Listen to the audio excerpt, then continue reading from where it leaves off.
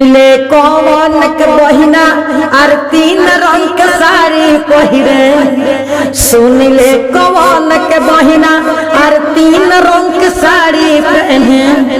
लाल का पियर का हरिहरा का हाय सिया रामचंद्र की केरावा जे फरे लाघव दसे कोई पर सुगा मेरा राय कोई पर सुगा मेरा राय। उस दिन गाए थे। हाँ, उस दिन का कोई गाना, उस दिन गाना गाए थे।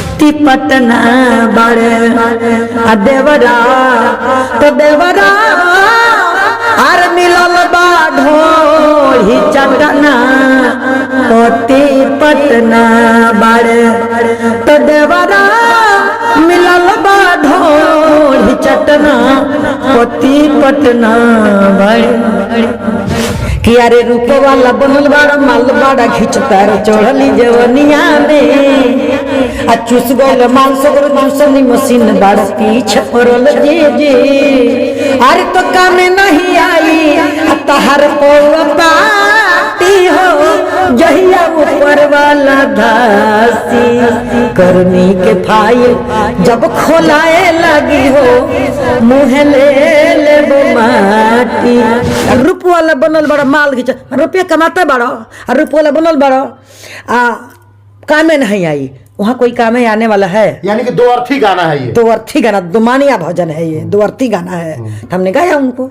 अच्छा एक चीज बताइए कि आप लगभग आज कितने दिनों से आप ये प्रोग्राम करती है, कब से? हमारा कार्यक्रम करते हो गया कम से कम 20 साल।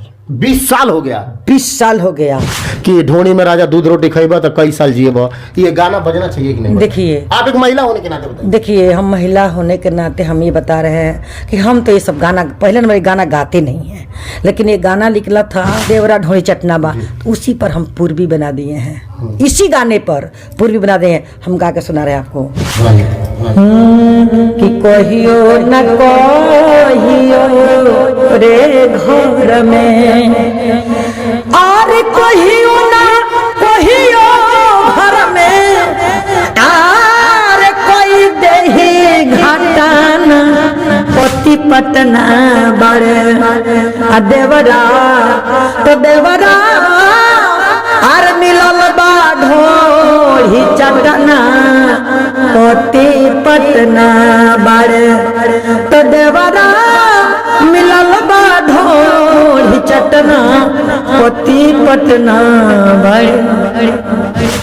कि जितना तो दूर जाला अरे लागे लखीका कि जितना तो दूर जाला अरे लागे लखीका अरे ई कौन प्यार हो और निभाए के तरीका ई कौन प्यार हो और निभाए के तरीका जोहरो पियाई देता अरे ले आके हम बीका जोहरो पियाई देता अरे ले आके हम बीका ई कौन प्यार हो और निभाए के तरीका। किया कहतिया कि हम नाही जननी तारा अरे दिल में बखोट हो प्यार के मारो दिल पर अरे लागल बचोट हो। कहतिया कि हम न जाने कि तेरा दिल में खोट रहे, अगर तेरा दिल में खोट रही तो जल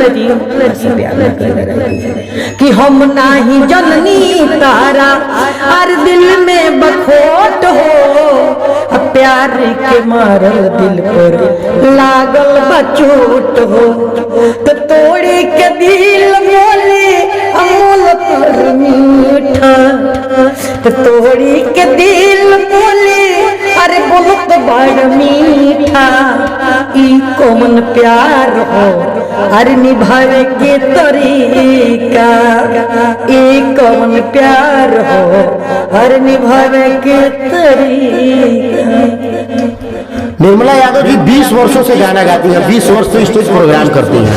अब मैं बात करूंगा निर्मला यादव जी से कि वास्तव में 20 वर्ष में आपने आज तक किया क्या है? 20 बरस से जब हम गाए हैं, लेकिन उस समय सटा 500 रुपया होता था। उससे 1000 रुपये बढ़ा। उसके बाद 15-2000, यही उस टाइम कुछ बचता नहीं था। यही महंत भाई हैं कि 100 रुपया पर झाल बजाए हैं हमारे। 100 रुपए पे झाल बजाए आप? जी, इनके पिताजी के साथ में ये जाती थी, हम जाते थे बजाने के लिए। तो 20 साल से आप लोग साथ में ही हैं? साथ में ही है, और आज भी हमारे साथ ही जाते हैं ये। अच्छा। आज झाल का रेट 800 रुपये हो गया है, 800 रुपये हो गया है। आपका कितना का साटा होता है इसमें? हमारा देखिए, हमारा 75 से लेके 50, सबसे कम 25। सबसे कम 25? सबसे कम 25। अच्छा, अपने कहाँ कहाँ जाती हैं आप प्रोग्राम के लिए? अब तो इतना जिला हम घूम दिए हैं। देखिए, अपना तो गोपालगंज, छपरा, सिवान, पटना, पलामू, झारखंड, कोटरमा, रांची, हर यहाँ तक चंडीगढ़, पानीपत, सोनीपत, सब जगह। माने ये कोई एरिया बाकी नहीं है हमसे गाने के लिए, सब जगह, हर जगह घूम ली? हर जगह, यानी कि फ्लाइट से भी जाकर हम प्रोग्राम किए हैं। मिले कौन के बहिना और 3 रंग के साड़ी पहिरे, सुन ले कौन के बहिना और 3 रंग के साड़ी पहने, लाल का पियर का हरिहरा का, हाय सिया रामचंद्र की। ओ लाला का पियर का हरिहरा का, हाय सिया रामचंद्र की। लाला का दोस्त गई, पियर का दोस्त गई, लाला का दोस्त गई, पियर का दोस्त गई, शरमा जमार हरिहरा का, हाय सिया रामचंद्र की।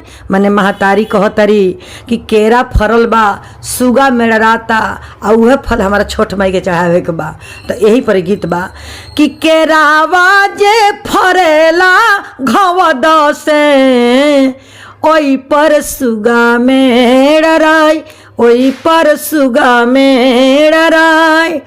अरे सुगावा के मोर धनु खसे, सुगा गिरी है मुरुचाय, सुगा गिरी है मुरुचाय। छठ के गीत ही हो।